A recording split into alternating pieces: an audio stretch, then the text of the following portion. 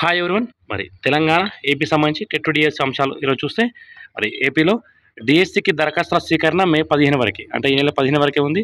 మరి జూన్ 6 నుంచి పరీక్షలు. మెగా డిఎస్సి 2025కి దరఖాస్తుల ప్రక్రియ త్వరలో ముగియనుంది. మే 15 వరకు దరఖాస్తులు స్వీకరిస్తారు. జూన్ 6 నుంచి పరీక్షలు ప్రారంభం కానున్నాయి. మరి జూన్ 6 నుంచి మనకు ఆన్లైన్ సంబంధించి పరీక్షలు ప్రారంభం కానున్న విషయం తెలిసిందే. ఇక ఏపీ సంబంధించి మే 15 వరకు మరి చివరి తేదీ ఉంది. ఖచ్చితంగా మరి తెలంగాణతో పాటు ఏపీ అభ్యర్థులు కూడా మరి డిఎస్సికి అప్లై అయిన వారు త్వరగా అప్లై చేసుకోవాల్సిందిగా ఇక్కడ విద్యాశాఖ కూడా జరుగుతుంది. అంటే నాన్ లోకల్ అయినా మరి అభ్యర్థులందరూ అప్లై చేయని వారు ఉంటే ఖచ్చితంగా అప్లై చేసుకోవాలి. ఇక మరి 16,347 పోస్టులకు సంబంధించి మరి నోటిఫికేషన్ జారీ చేసిన విషయం తెలిసిందే. ఇక మొత్తానికి మరి 2018లో చివరి డిఎస్సి జరిగింది. ఇక 2024 దాదాపు 7 సంవత్సరాలు. తెలంగాణలో కూడా సేమ్ 2015 నోటిఫికేషన్ 18 ఎగ్జామ్ జరిగితే మళ్ళీ 2024లో జరిగింది. సేమ్ ఏపీ లాగే తెలంగాణలో కూడా మరి రెండు కూడా 7 సంవత్సరాలుగా నిరీక్షించవలసిన మరి దుస్థితి అయితే అభ్యర్థులకు వచ్చింది. ఖచ్చితంగా 7 సంవత్సరాల తర్వాత అయితే నోటిఫికేషన్ రావడం, మరి పరీక్షలు జరగడం అయితే మంచి పరిణామం చెప్పుకోవచ్చు.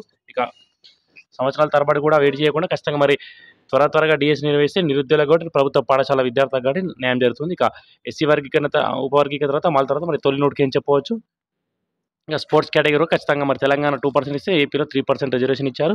ఇక తెలంగాణ సంబంధించి ఉర్దూ ఉపాధ్యాయ దరఖాస్తులపై ప్రభుత్వ పాఠశాలలో భర్తీ కాని పోస్టులు, ఇంటర్ చదువుతున్న విద్యార్థి కౌన్సిలింగ్.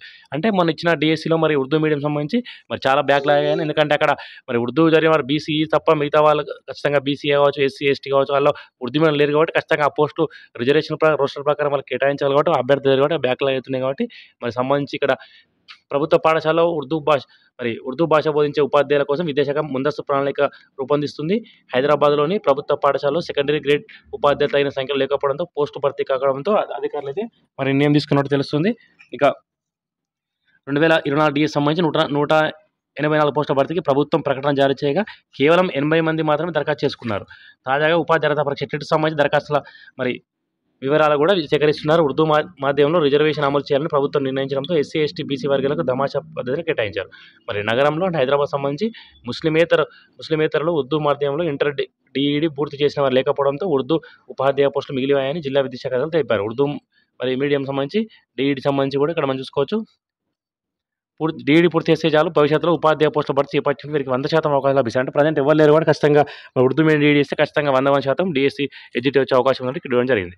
ఇక మిగిలితే బ్యాక్లాగ్ జాబితాలోకి టీచర్ల భర్తీ ప్రక్రియలో మిగిలిన పోస్టులను బ్యాక్లాగ్ జాబితాలో పంపుతున్నారు. మరి భవిష్యత్తులో ప్రభుత్వం టీచర్ పోస్టుల నోటిఫికేషన్ జారీ చేస్తే జిల్లాలో ఉర్దూ పాఠశాలలోని విద్యార్థులు ఉపాధ్యాయ నిష్పత్తిలో పోస్టులను లెక్కించి బ్యాక్లాగ్ పోస్టులకు అదనంగా వచ్చిన వాటిని కలిపి నోటిఫికేషన్ జారీ చేయనున్నారు.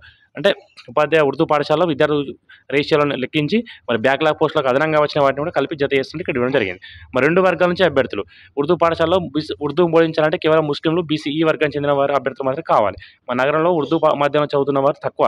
ఉర్దూ మాధ్యమంలో 10వ తరగతి చదువుతున్న ఇంటర్ డిగ్రీ ఇంజనీరింగ్ మరి ఆంగ్ల మాధ్యమాన్ని ఎంచుకుంటున్నారు కాబట్టి మరి డిఈడి ఎవరు తక్కువ ఉంటారు కాబట్టి అందులో కూడా మరి ముస్లిమ్స్ తక్కువ ఉన్నారు కాబట్టి దానికి సంబంధించి ఓసీ బీసీ వర్గాల నుంచి డిఈడి పూర్తి చేసిన వారు ఉపాధ్యాయ పోస్టులు దరఖాస్తు చేసుకుంటున్నారు. మరి 10 ఏళ్ల నుంచి టీచర్ పోస్టుల రిజర్వేషన్ జారీ చేస్తున్నారు. రిజర్వేషన్ ప్రకారం సరైన సంఖ్యలో అభ్యర్థులు లభించడం లేదని విద్యాశాఖ తెలిపారు.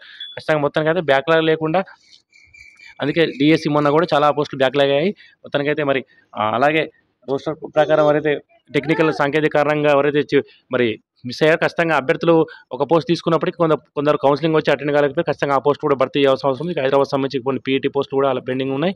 ఉర్దూ మీడియం డిఎస్సి కూడా త్వరలో అయితే మరి రాబోయే డేస్లో అయితే పోస్టులు పెరిగే అవకాశం కూడా చాలా స్పష్టంగా ఉంది.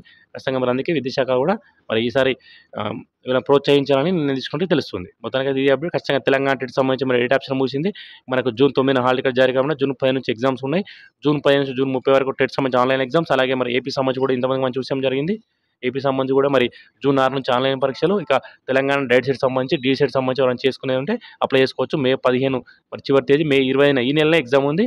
మరి మే 5 అలాగే ఏపీ సంబంధించి కూడా మరి జూన్ 2, 3 డీ సెట్ ఎగ్జామ్ ఉంది. ఖచ్చితంగా మరి టెట్ సంబంధించి కావచ్చు, డిఎస్ సంబంధించి కావచ్చు, ఏ అప్డేట్ ఉన్నా మరి ఖచ్చితంగా మనం అందరికంటే ముందు అందజేస్తాం. సో ఇది friends latest update. Thank you.